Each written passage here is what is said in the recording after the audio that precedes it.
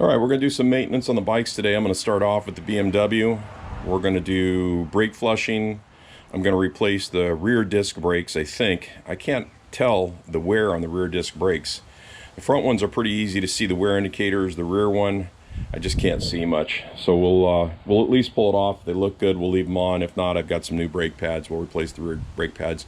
The other thing I'm going to do today is a clutch flush. I have not been able to find, this is a 2016 Adventure R1200GSA, and I haven't found anything for the clutch, which is down in here somewhere. We're gonna find it. I know approximately where it is, but I don't know how much getting to it's going to take to find the slave area where I can, the slave cylinder area where I can complete the flush.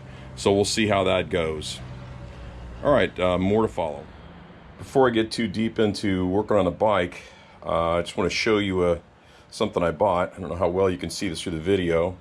It's a service lift here. I probably can't do it one-handed because of the dampener there, but when you push down on this with your foot, this lifts up a little bit and you get your bike off the rear wheel. Obviously not for a big bike like this, but my son has a Honda CRF 250, so I got it. It would get the rear wheel just off the ground. And when I stepped on this thing, it's just like butter. It actually just went right down to the floor with this not moving at all. This whole thing just folded over to the side and right down to the floor. So I guess if you got a bike that's, you know, well under 200 pounds, this will work fine. Admittedly, my son's bike is right at probably the weight limit for this, but what I was really surprised at was how little force I put on this to cause it to collapse. I mean, this metal is there's not much there. And this, like I say, this whole thing just went sideways and went right on down to the floor. So, unless you've got a pretty light bike, if you've got anything near the weight limit of this thing, my recommendation is stay away from it. What I'm going to do is go down to the local metal shop. This thing just comes right off. I'm going to have them fabricate something with a little thicker metal. Alright, so here's what I ended up doing with the stand. I went to a guy that had a water jet tool, and he water jetted the sides. Then I took it back over to my welder buddy, and then he put on this top and this plate here and the other gusset down there, and now it's a whole bunch stronger than it once was. And I'd move it for you, but the dampener down here is pretty stiff and I can't really do it one-handed. But anyway, that's the fixed product, and then at some point we'll take this off and spray paint it. Haven't gotten to that part yet. Alright, there's plenty of other videos out here to show you how to change the brake pads, and this is not a big one. But we're going to take these 3 bolts out and take this protector out of the way. And then we got to take these 2 pins off, which I'll try to do a little video in along the way. But since I'm by myself here, I really can't hold the camera and work at the same time. But these 2 pins right here hold the brake pads in. There's a little spring retainer right here. I'll show you. We'll get in there. This little spring retainer right here holds them in place. And there's a dowel that goes all the way through. Once that's off, we'll go ahead and break these off, and we'll be able to pull the caliper right off. And then I'll be able to tell right away whether the brake pads are good or poor. On the way here, or maybe after I take it off, I'll be able to tell if there's a better way to check the wear on these.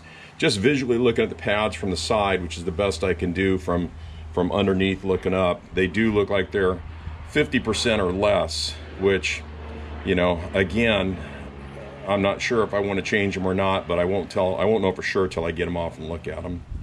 Before I get started on this, on mine, these are the standard Torx bits, but then I have aftermarket cover down here, so this is actually a hex. So there might be a couple things as I go along the way that are slightly different on my bike because I have some aftermarket parts, but I think back here that's about it.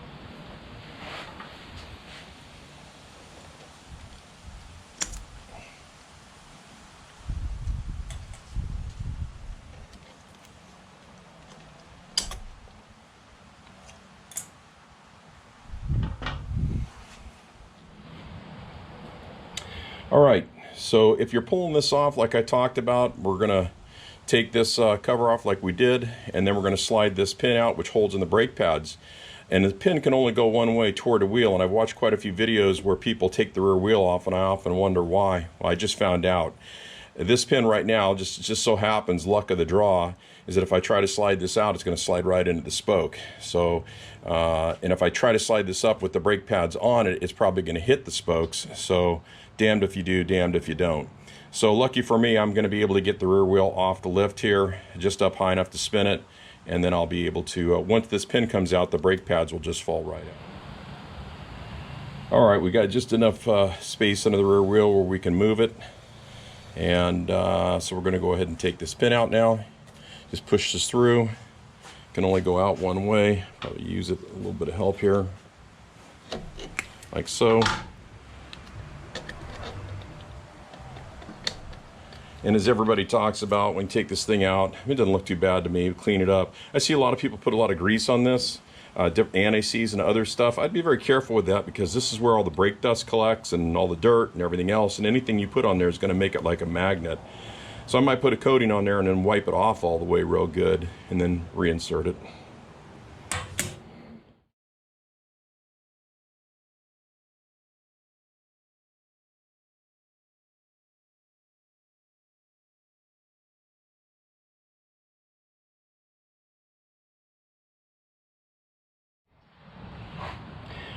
All right, so just to show you the wear indicator here, there's the wear indicators. And what you do is you look them to the side like that, and then you can see once the lines are gone and you're down to flat, that definitely is a mandatory replacement.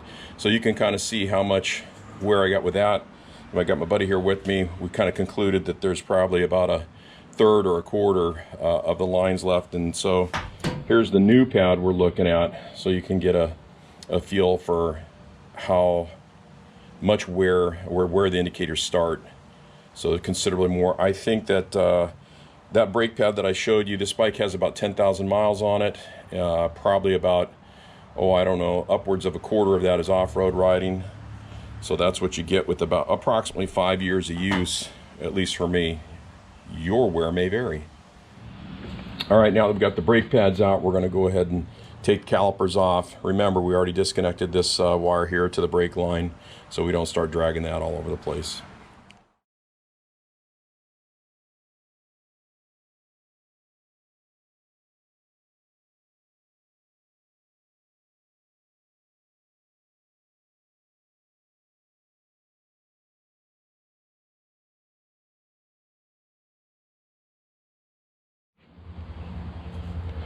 All right, with the calipers off, the slides right off. You just get in here with a rag or whatever you can to clean it. Normally I would take all this other stuff off and clean it off real good. And mind you, this is my first time ever doing the brakes on this bike, and working on the brakes on this bike. But this is really clean to me. I mean, I did wipe it all off, and then you just kind of get in there and push the disc in a little bit. And I did buy a tool to do this, but I'm finding that I'm able to just give it a little push with my finger and it goes right back in. So don't even need the tool. But that's about it. And you can see this is real clean.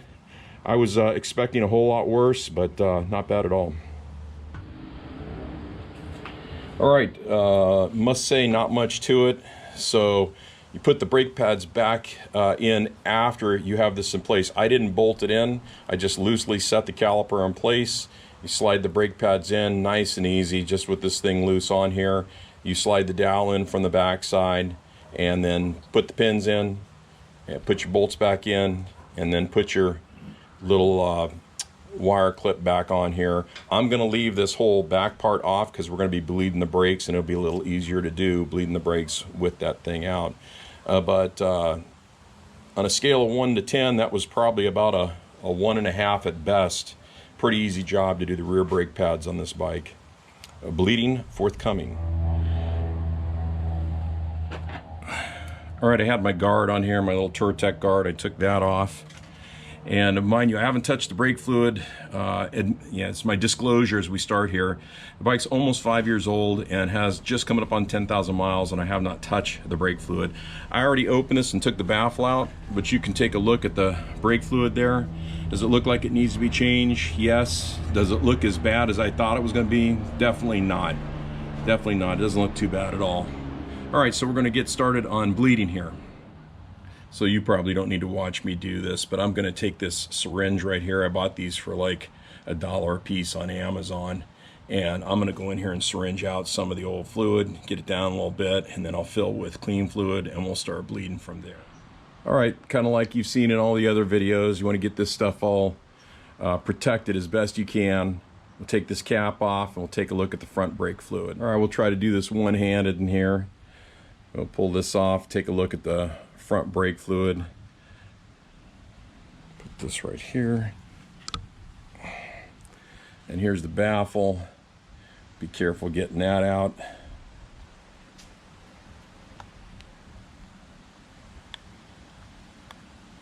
Looks to be in good shape. Looks like it's got a little smushed here in the corner, but nothing's ripped or broken, so that's good. And boy, I tell you what, that looks pretty damn clear for 5 years and 10,000 miles, but it's getting changed just the same. Okay, one thing I forgot to do with the rear brakes, but I didn't forget with the front brakes, is I got this this tool to measure the water content. So let's take a look. So it says about, oh, let's see here. Clean it again. See what it says. It says, that's kind of weird. If you hold it in there, if you just hold the button and put it in there, oh, there it goes. Now it's greater than 4. Wipe it off and try it again. All right, I wiped it off. We'll try it again.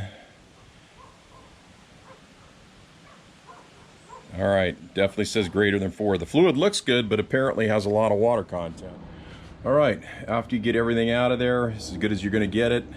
I don't really see any debris or anything here wipe out. So just put some the good stuff in here.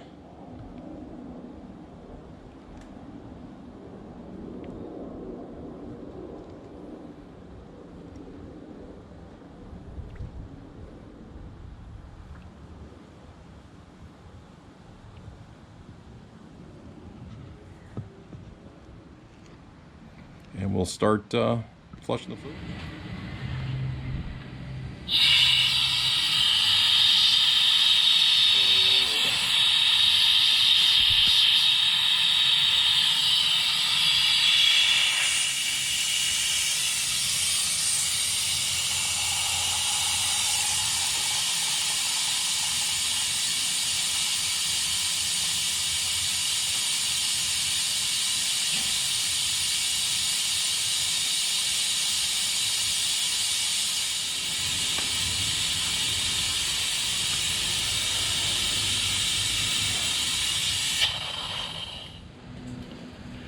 All right, probably like you've seen on everybody else's stuff, the bike is ignition's on, things set up. So let's find out what kind of bike we got. We're going to the ABS brakes. We're going to go to service functions.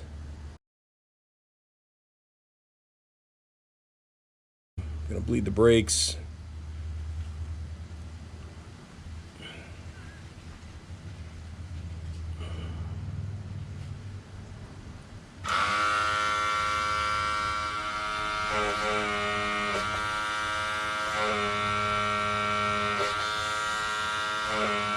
One thing I want to do, I finished all the flushes. I'm sorry, I'm kind of a one-handed bandit. Like I say, Zuski Film. I'll make sure I get his name right. But he does a great job. He's just better set up with the cameras, or he has a helper or something. But let's take a look. Let's check our fluid now that we're done. We'll take our tester, turn it on, dip it in the fluid, and we get nothing, so it's good. Perfect fluid. Let's try the rear one. All right, let's try the rear one. Turn it on, dip it in there, and it's hard to do this with one hand. And again, we get nothing, so our fluid's good.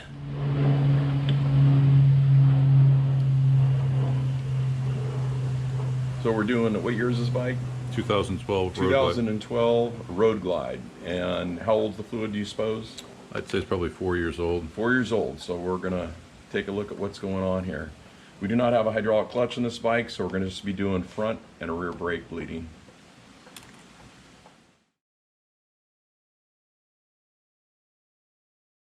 That's Take really a look full. at the fluid. That's And right we're to going the to test top. it in just a second. Do I press any button or Nope, anything? you just dip it in there for 1/1000. Only one. As soon as it's going to go in, it's going to register. So let's see what this fluid looks like. Lighten up like a Christmas tree. There you go. So I guess that Lot of fluid's moisture. not too good. So we're going to take the fluid level down a little bit. Just use this little syringe, and then we're going to drop it right in a little bucket we got on the ground there. Try to get some of the bad fluid out so we don't, the old fluid out. Actually looks pretty good. Doesn't look too bad. All right, again, we're on a 2012 Road Glide. Here's the left front brake caliper. So we want to start with the caliper furthest away from the reservoir. So that would be this side. So right up behind here, there's the cover still on it, but that's the brake bleeder, and that's where we're going to start from for the front brakes. All right, so we've got the dust cover off, and it's not dirty at all, looks good. And then we're going to go ahead and on here we've got a fitting on the manual Mighty Vac pump. So we'll put that on there like so. And then here's the pump we're going to use, Mighty Vac pump. We'll get it all pumped up and start seeing how she goes. All right, here we're going to start this. This Mighty Vac's never been used before, and I've never used the Mighty Vacs before. So we're going to pump it up, get a little bit of pressure going, and we're going to crack this open and watch the fluid go, and there it goes. So I see other people online pump it up to like 15 or 20. I'm not quite sure that's necessary because we just want to bleed it nice and slow.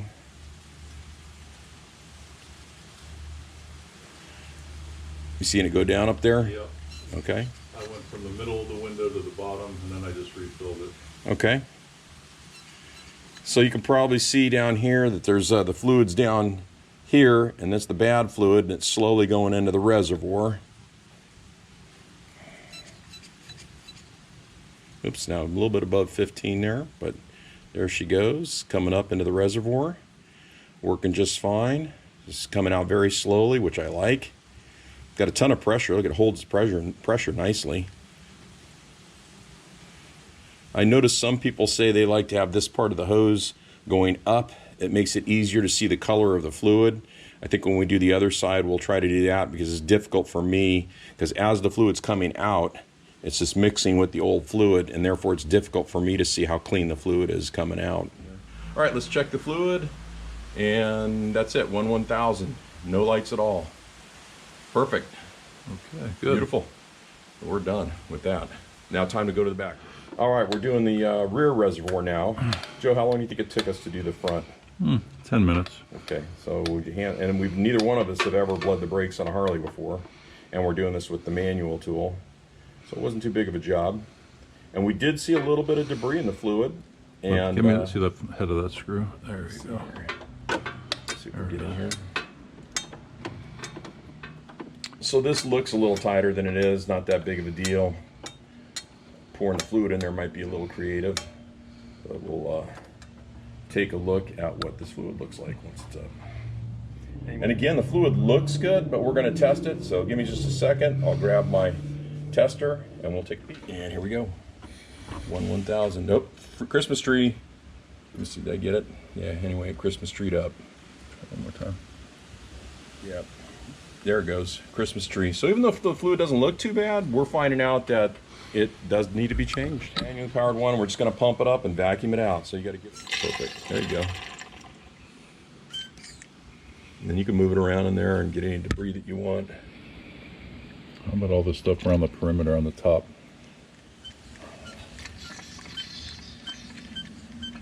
Might have to wipe that, I guess.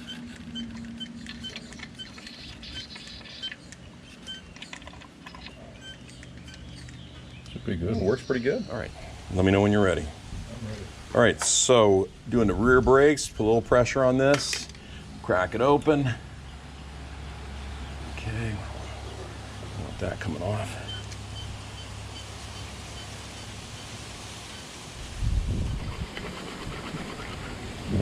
No, I'm not. This thing may not be on all the way or whatever. I don't know. There it goes. I just didn't have the bleeder open for The it. wrench gets it? So which technique do you like better? Probably the air, huh? You know, I don't know. Jury's out on that one. Okay, I closed the valve. All right, my back brake is chattering so hard that I thought I would spend some money and check the caliper. So I'm on the kind of the inside of the braking distance here, and 10 is about my 0, just the way I have this hooked up. So let's see what we got here. So 10 is about the lowest it goes, and it gets up to just about 40. So that's about 30 thousandths. I'll call it about 28. Let's see here. Yeah, it's 10 is about 10 or 11.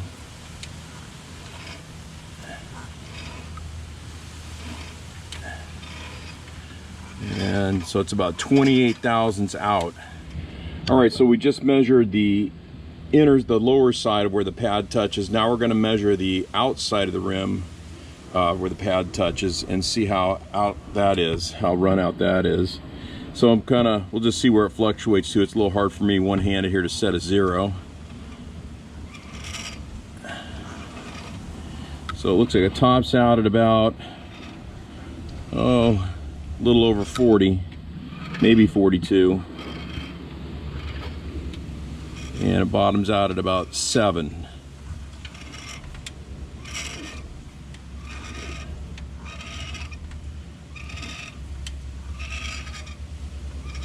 Yeah, maybe 41, 42, something like that. And down to about 7. So that's about 35 thousandths out on the outside, and whatever I said it was on the inside. And just for whatever it's worth, if you go online and look, Harley says you'll feel chatter at 4 thousandths and that they replace at anything over 8 thousandths. Looks to me I have something close to 30 thousandths, and believe me, when you hit the brakes on this thing, it chatters like real bad, real bad. All right, so I was getting ready to bleed the clutch, trying to get off the plate here, but exhaust pipe's in the way. At first I thought it was just the protective covers, but it is actually hitting the pipe. And I can get this back far enough where I can get the bleeder on there and wrench that loose. So rather than spend an hour and a half taking everything off, this is how I'm going to do it. I can keep suction on it the whole time, so I'm not worried about it back feeding through there. And I'm using this mighty vac right here, the air one. You can hear my air compressor in the background. All right, we finally got a day without rain. So I got my bikes outside, my other bikes, and I'm going to work on this. So I took the bags out and took this where the ABS, a little dirty in here. I'm going to clean all that out. And I saw this tube here hanging down by the wheel. It was actually underneath here by the wheel. And I'm thinking, oh my goodness, what is that? So it came disconnected, and I'm just looking around, and it's just like, man, this, I can't figure out. I'm blowing it. It seems to vent out. And all of a sudden I realized, well, I put these shocks on last year at Daytona Bike Week. These have got to be for the air shocks. So anyway, emergency's over on that one. It kind of sent a chill right down my spine there. Anyway, I've seen a couple different videos of how these people get the rear wheel off. Some people leave the rear brake caliper on and pull the wheel out. I'm a fan of taking the caliper off, but I will tell you right up front, I don't have a lot of experience working on the Harley. I've only pulled the wheel off this thing one other time. So here we go. We're going to go ahead and pull the caliper off with these 2 bolts. We'll just pull it off and set it aside here. I've got a little hanger tool that I'll put on there. I do have this this wrench here for the rear axle to hold it in place. So I'm hoping that I can drop off the pipe on the other side and I don't have to fool with this pipe. If I can loosen this with that wrench, then I won't have to pull the pipe on this side, and I'll just slide the axle out. And I've got a jack here. Unfortunately, my bike's got a center stand, and there's no place to jack it with the center stand in the way. So I got to take the center stand off so I can put the scissor jack underneath it and get this rear wheel lifted up. So when I get all that going, I'll get back to you, but this is where I'm headed. Not much to show here, just I thought I'd mention on my bike, if you have a center stand like I have a center stand, you can't jack the back of the bike. You don't want to jack on the center stand. So you got to take it off. And then I got this little scissor jack. And of course now I've got the wheel off the ground here, and I'm on a lift, and I'll just pull the slot out, and we'll get to all that. I wanted to mention that when I bought the bike, I had them install the Harley center stand. And the first time I went to take it off, I think there were like 4 screws, and they were buried way back in there. And I looked at it and I think, if I take this off, I'm never going to get it back on again. And sure enough, I took it off, and I don't know who put that on or how they got it on, but I could never get it back on again. I wish I could remember the name of this, but if you look at this center stand that I've got down here, first of all, that arm works 10 times better than the original Harley arm. You can stop and put this thing right up on the center stand without getting off the bike. And also, you can see it's got one bolt. This thing bolts into place with one bolt. It's really easy to take off and on. I mean, literally a 1-minute job to get it off and probably 2 minutes to put it back on. But anyway, if you have a center stand, that's going to be one extra step. All right, like everybody's, by the way, I decided to take both pipes off. They're pretty easy to take off, these tips. I know some of them can be stubborn for whatever reason. Mine aren't. I probably put a touch of anti-seize on them last time. I'll look and see, and if I did, I'll let you know. But maybe that's why they came off so easy, which is to say they didn't just slip right off. You got to work it, but it wasn't that bad. Anyway, you got to take this clip off here first, so we're going to do that. Try to keep it so it doesn't go flying. Just comes off that easy. And I think what I'm going to do next is I'm going to go ahead, and I see people do this differently, but this is something I'm doing. I'm going to loosen this up. I've got this 36 millimeter. I got a socket, and you can see from the last time I took the wheel off, I marked for the tension, and my tension feels just a little bit on the tight side. So I'm going to, when I put this thing back on, I'm going to make sure it's just a little looser than what it's on there. But after I loosen this up, I'm going to go on the other side with this wrench that I showed you. Let me take it out of the package, because it always bothers me when I watch this. So I got this wrench right here. So it's a pretty sturdy wrench made by OTC. So it's a little more expensive than some of the other ones, but let me tell you, look how thick that is. It is brawny. After you loosen this, I see people grab a hammer and something to push the axle out, and I haven't figured out why they do that without first loosen the tension on the belt. So you loosen the nut that holds the axle, and the other side is welded on. The nut is welded onto the axle. After you loosen this up, then release tension, and this should just pretty much slide right out if you have your rear wheel pretty weightless. Right now my wheel's off the ground, but I can lower the jack to get the tension off of it and just pull it right out. We'll see how it goes. We'll come back to that, but I'm going to loosen this, not take it off, or I can take it off, it doesn't really matter. Then I'm going to go on the other side and use this wrench to loosen the tension on the belt. And then before I do anything else after that, I'm going to take my brake caliper off. So we'll come back to that. All right, I'm told that when you take this off, that sometimes it can spin. So you take your axle wrench and put it on the other side. I've got a breaker bar for this because I don't like to work any harder than I absolutely have to. I'm going to try to loosen it first and see if it does turn, and then I'll let you know. No, it did not turn. So there was no need to hold the other side. Take a peek again and see if it's turning now. Nope, still not turning. Again, this is a 36 millimeter. I'll get you all the torque specs on this. I'm sure they're all over the internet, but when it comes time to put it back together, I'll make sure I note the torque specs. All right, this is loose. That's as far as I'm going to go for now. And now let's go ahead and you'll watch. I'll spin it on the other side. Matter of fact, I think I'll take the wrench over there and show you what I'm going to do. Okay, so on this side, this is the left side of the bike, you can see the nut is welded on. So this is actually how you adjust the tension. You put this wrench on right here, and then you can rotate. So now you see I took all the tension off the belt. Now there's no tension on the axle nut. Matter of fact, I'll go even a little bit further. We'll take it all off of there. It's not even touching anymore. So completely released all that. So just for, well, I still have this thing off the ground. Let me see here. I still have it off the ground. When we come back to removing the axle, we'll find out if we can just slide it out by finger without beating on it once I take the weight off the wheel. But I'm going to take the brake caliper off first. All right, let's take the brake caliper off. And this is a hex. It doesn't say right on here what the size of the hex is, but I've got it hooked up to my breaker bar here. Make sure I get it in all the way.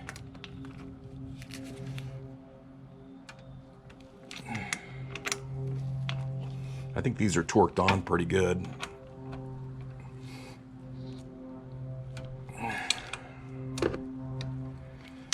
All right, so now that those are loosened up, I don't have my hangers with me, so we'll take them off, and then I might have to walk inside, grab something to hang it. I don't want to leave it hanging on the hoses.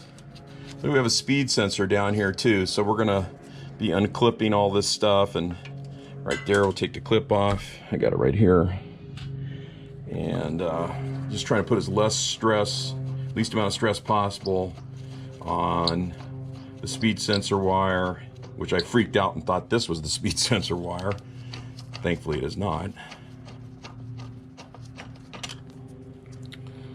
All right, and you know, everybody gives them a little wiggle and whatnot. I'm not gonna worry about that too much because, unless it won't come off, because I'm going to be replacing these anyway. But let's see if it'll even come off. May or may not, right? Maybe you have to wiggle it. Get it back in a little bit. All right, there we go. Just a little bit. So I'm gonna set it, it sets right there for now. I'm gonna walk back inside and get a little hanger to put that on.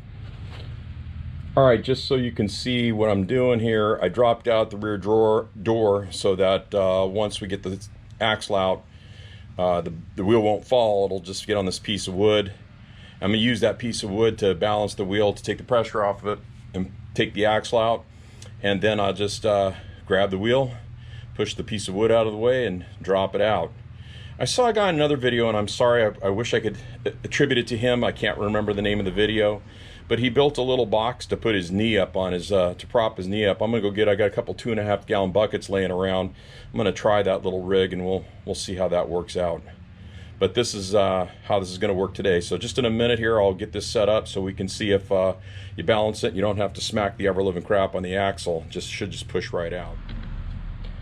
All right, I just lowered it a little bit. There's just a little bit of weight on the piece of wood. The wheel doesn't turn anymore, but as you can see with my finger, I can push the axle right out. I don't need to hammer anything. So I hate hammering things on the bike. I realize there's some things that it's just unavoidable. You gotta hammer it, but this just isn't one of them.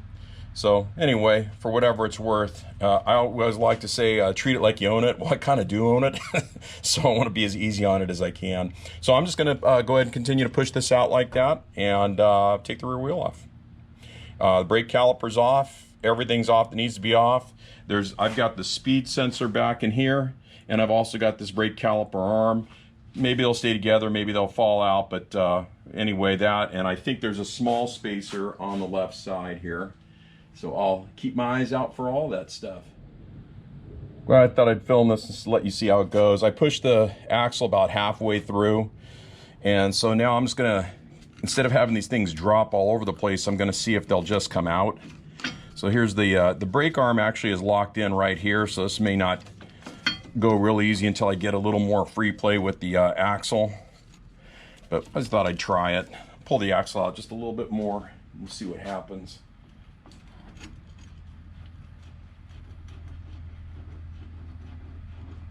And I can see part of this is I put a lot of anti-seize on the axle. That's why it's coming out so easy. So I'll push on this again, see if I can get this to come out, because obviously it's going to have to go back in this way, right?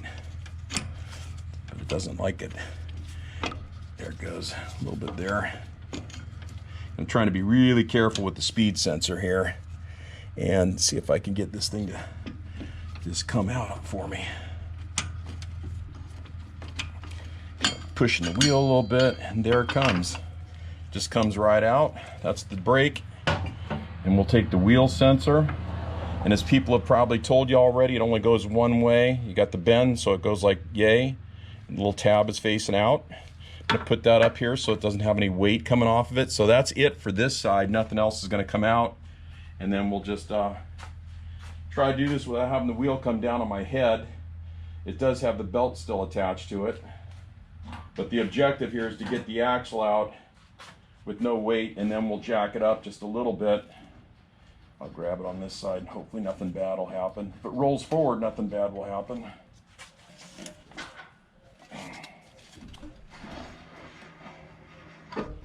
All right, the axle's out. It's in my hand.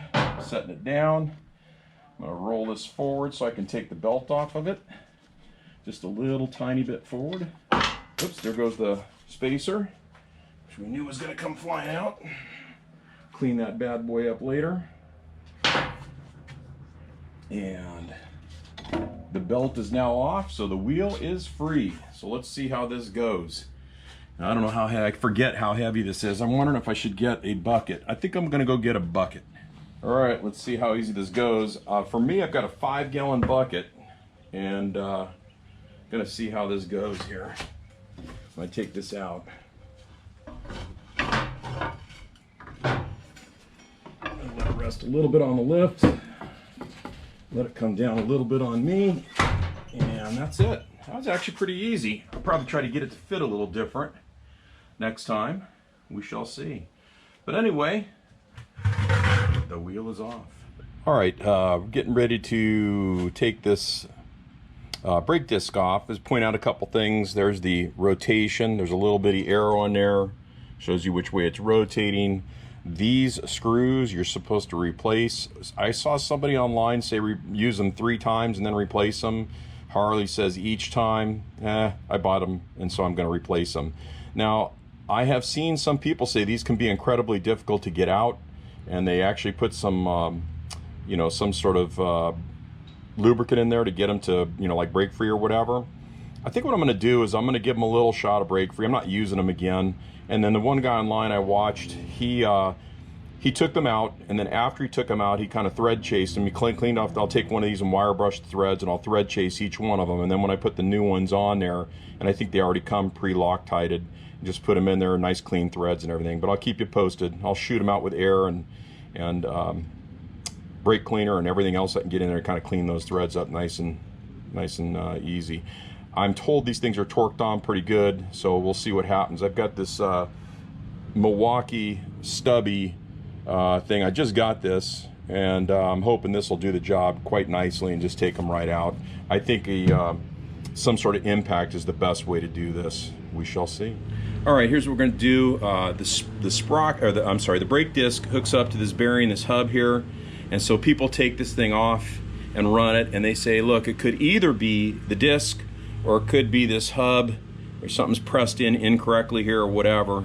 So we're going to check it, and I wiped it off a little bit, and you really got to get it on this thin groove or this thin surface right here. So let's see what happens. And I've got the other problem is I have this kind of half magneted on here, so there might be a little bit of play here.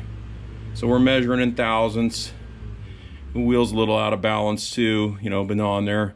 So there's here comes the valve stem, just went through the top. And then here comes the valve stem again. So it's within a thousandth. So clearly it's definitely the disc. The disc is warped.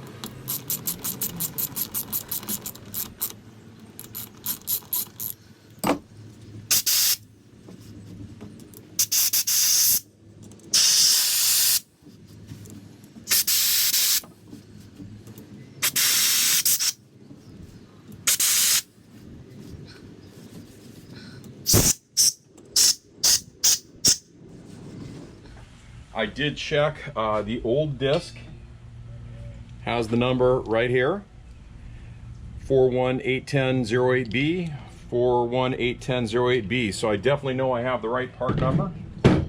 So let's open her up.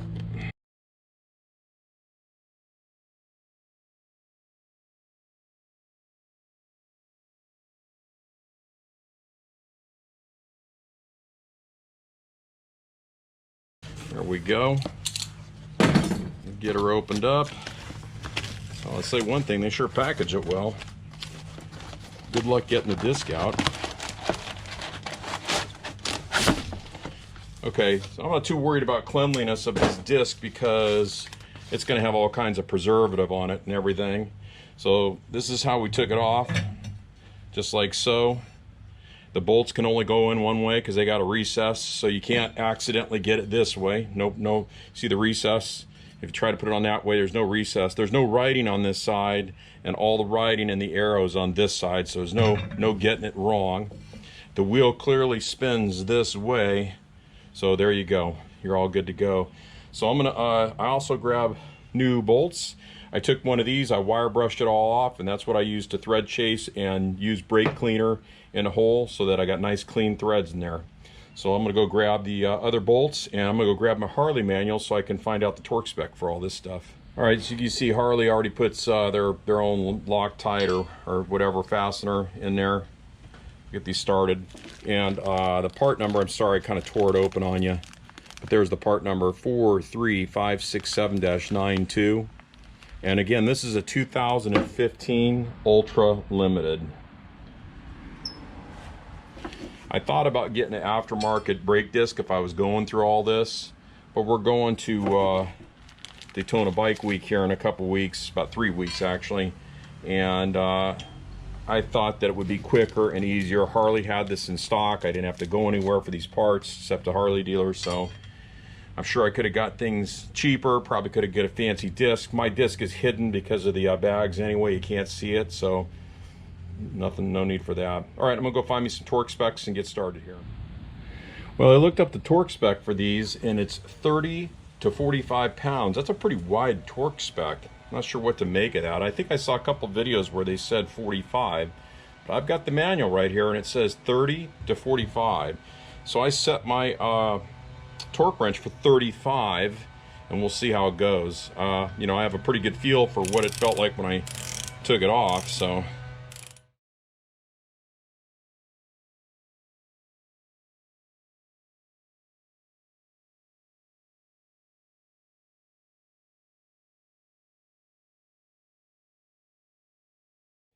All right, I probably will not be able to get this on camera because if I try to torque them on here, the wheel spins and I can't hold on to it.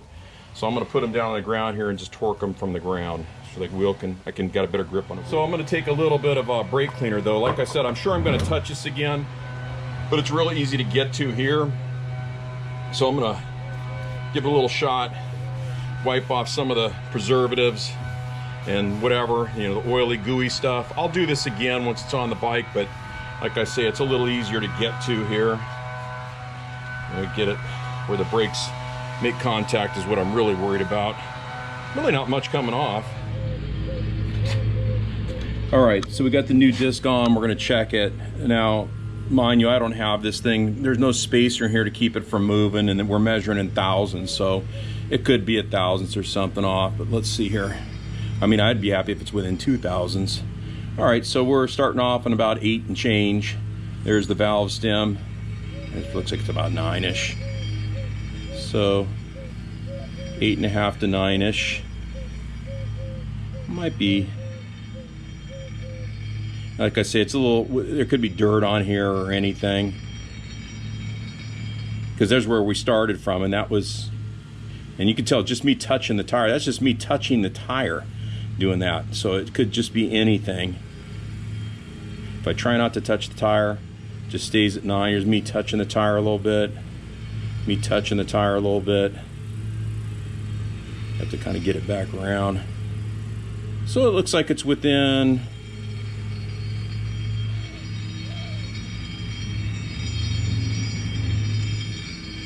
yeah,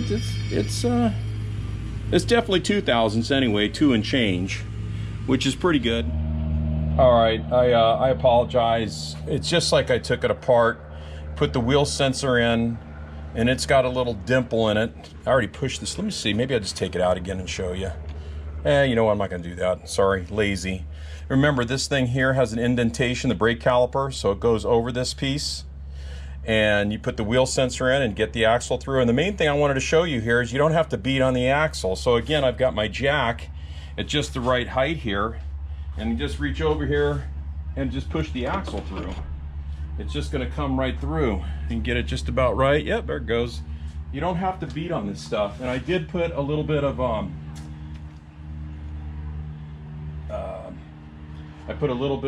anti-seize on the axle itself. cleaned it off and then put some on there. All right, more to follow. All right, put these spacers, like I told you, we loosened up the tension, and you can see my markings, so I already know which side and everything. And you see the flat spot here. This has a flat spot on the axle right here. It can only go on one way. You can't possibly screw this up because it can only go on one way. Okay, so mine's back so far, it won't go in place. So I'm gonna move the wheel forward a little bit and get it on that flat spot, wherever that flat spot might be. And see, where's my flat spot? It's all the way over here. And I just have the wheel just a little bit back. And of course it doesn't want to go on because I'm doing this right here in front of you. So I have to move mine a little bit. So I'm going to do that.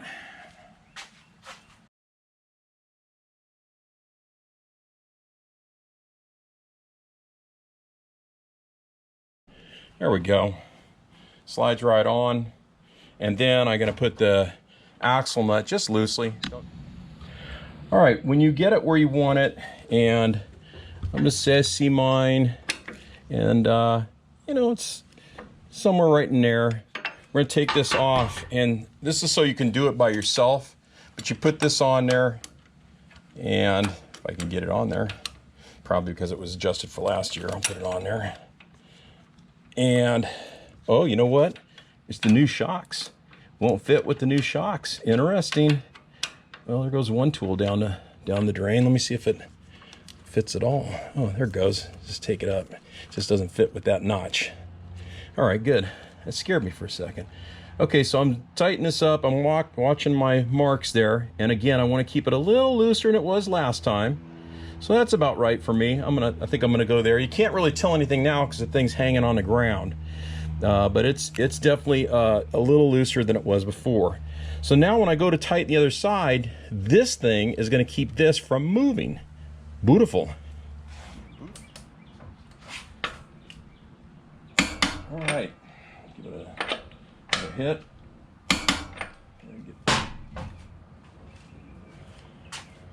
So I'm going to check my measurements one more time. That one's down a little bit, and this one's down a little bit, so looking good. So I'm gonna loosen this up now. Might need well, I'll get it by hand. A little tough by hand. Anyway, I'll loosen this up a little bit and slide that out, and that should be the end of it. When I go online, I notice that pretty much everybody in the world torques these disc bolts down to 45 pounds. Now, I've got them Harley manual, full service manual, and it says 30 to 45 pounds. So I set my torque wrench to 40 foot-pounds and tighten them all at 40 foot-pounds. But because I'm going online and I'm seeing everybody at 45 foot-pounds, what I did is I put these witness marks on each one of them all the way around. I know you can't see them all, but I put them on there, and I'll be able to see any movement when I look. I'm sure that I won't, but because everybody's doing 45, I did 40. I have quadruple checked my service manual. It says 30 to 45. 40 is certainly adequate for 30 to 45, and I'll do that. But these witness marks can be handy if you're in a place where you're not sure what's going on. Okay, we're using this Twin Tec software to bleed the ABS. The brakes have already been bled, front and rear. We just did the front brake ABS thing and it worked great, so now we're going to work the back one. So we're gonna since we already went through the front process, we're gonna bleed rear and follow the instructions. And you can't see it, it's a little out of frame, but the ABS is right up here and you're gonna hear it. So we'll just read it. Manually bleed the rear brake system, which we've already done, so we're gonna pick OK and continue. And it says apply and hold steady pressure on rear brake pedal. What does it say? Release. So it says to release it. And it says verify rear brake pedal collapsed and then push back, which it did. So we're going to say okay, continue. And it says continuously pump brake pedal for 60 seconds. So I'm pressing it and holding it down for about 2 or 3 seconds a shot. Every time I hear the ABS come on, the pedal goes down a little bit further. And as soon as the ABS stops, the pedal gets real firm. Real nice. Okay, follow some instructions here. It says to verify that the rear brake pedal pulsated during the last step, which it did. So we'll click OK to continue. manually bleed rear brake system again and verify that everything's good, and whatever you want to do, click OK, and we're done. That's the end of that. So we're going to turn it off and move. All right, so this we're on the left side of the bike right now. You take off this cover, and once you get in here, I've got a fuel pack here. So this goes where the fuel pack was. It's got a button right here. You just push down on that, take the fuel pack off, and then the Twin Tec has its own gizmo here, and it already has one of these connectors on here. So right where the fuel pack was, we just plug that in. That's it. Once you plug that in, the other end of this hooks up to just a regular USB. So you just plug that right in your computer. The only problem we had, it was a minor one, got it worked out pretty quick, was selecting the COM port on your computer. For this particular one, the Twin Scan 4, you have to find the COM port. On ours, it ended up being COM port 1 on our computer. It defaulted to COM port 3, so the software is saying it doesn't recognize anything. So you may have a little trials and tribulations. Once you get that done and it all connects up, this is a complete non-event. You plug into here, you turn your ignition switch to on. Do not start the bike, just turn the ignition switch to on without starting the bike. You plug in like I just showed you, plug the USB in, open up the software and let it rip. It tells you exactly what to do. Pretty painless. All right, I wanted to do just one last shot on these brake pads here. Again, the quarter is about 1.75 millimeters thick. So over here we have the Harley pads. Now, you can't really do much with the Harley pads because the brake disc was warped and it kind of wiped them out quickly. But just the same, you can still see the wear indicators. However, you can see they're almost gone. I mean, if they hadn't been warped and I had seen this, I definitely would replace them, probably down to its last 20% or whatever. And I don't know how well you can see it, but if I put the quarter on there, it is definitely less than a quarter. The quarter is 1.75. I'd say these things are less than 1.5.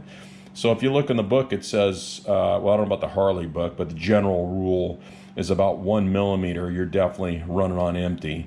So these are more than 1 millimeter. So clearly you'd want to replace these. Let's see what the one on the other side is. And the other thing with this, as I was mentioning with the quarter, is you can actually push these. If these things are in the caliper, you can push them up in the caliper. You know, if this wouldn't fit because it's on the caliper, then it would be less than 1.75, which I certainly wouldn't panic. But anyway, let's take a look at this one. And this is less than the quarter as well. If you put the quarter on and just kind of rub your finger over it, I can feel this is considerably less. So this is, 1 1/4-ish, maybe 1 1/2, I don't know, something like that. So you still see the wear indicators, you're okay. The BMW ones, however, there's quite a bit more meat left on them. When I put the quarter on here, they're about the same thickness. So these are about 1.75 millimeters. And this one's even thicker. So this one's probably closer to 2 millimeters thickness. The BMW new pads were a little bit thicker than the Harley new pads. The Harley new pads I would estimate were approximately 4 millimeters. I mean, it just seemed about twice the thickness of a quarter. They're somewhere around 4 millimeters. The BMW seemed a little bit thicker. I'm going to guess 5 or maybe even 6 millimeters. No problem with the disc or anything in the BMW system. This is just about 10,000 miles, and this is what you get. So, I think that you'd have no problem getting 12 or 13. I know they have a service at 12,000 miles. For anybody watching this, I would say if you got a service at 12,000 miles, unless you're just unusually hard on the brakes, you probably can just service these at 12,000 miles. I apologize for these. I have about 25,000 miles on my bike, but because this rotor's been warped for probably more than a year, these brake pads are only 1 year old. That warped rotor just wiped these things out in no time. So anyway, that is a good way to check your pads. Again, I think the nickel is about 1.95 millimeters thickness, which is approximately 2 millimeters, which would, as many people say, is probably about as lean as you want to go. But now that I've got these apart, this is 2 millimeters. This seems like quite a bit left. I mean, I wouldn't be rushing to replace my brakes with that. I'm glad I did, but there's plenty of meat left on those. These, on the other hand, at probably 1 1/4 to maybe 1.5, certainly more than the 1 millimeter danger zone, I would definitely be replacing.